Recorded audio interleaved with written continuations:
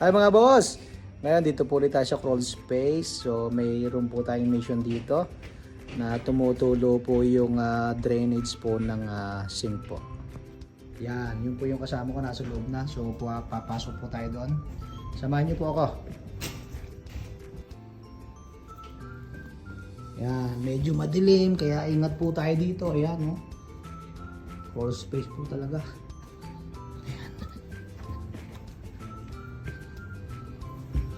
Ayan po, nag-leak.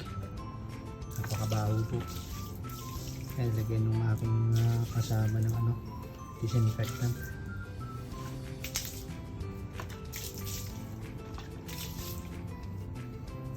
Siyempre.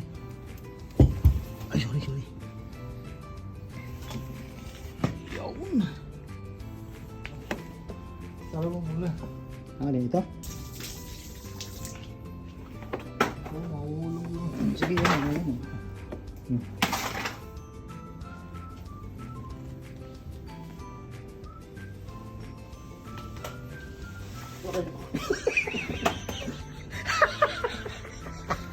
Tanda.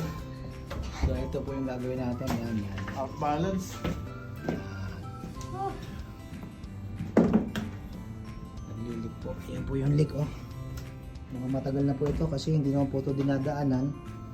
Wala pong naaamoy. Ito po ay nasulo kaya hindi po ito napapansin.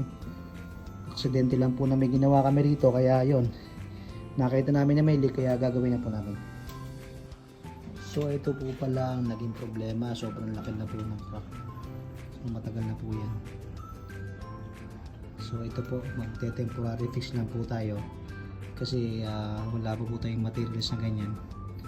So kailangan na agad magawa. So temporary fix. So saka natin gawin ng pang matagalan. So yan po yung ginagamit namin na pang temporary fix. Mabibili po yun sa hardware. So yan po ay talagang applicable dyan.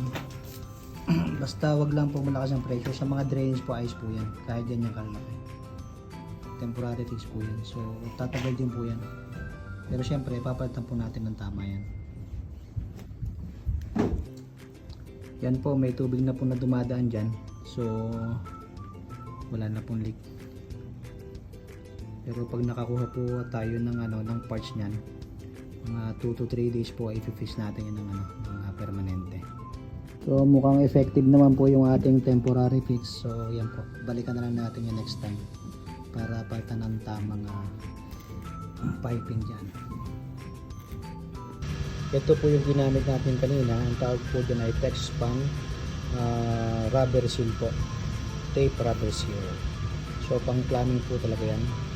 So basta wag lang pong sobrang pressurize. Pwede po yan sa hot water. Ang mga plumbing na may leak. Basta minor leak lang po. Pwede yan. So natapos na po tayo ng temporary fix. Salamat po sa inyong panonood. Bye bye.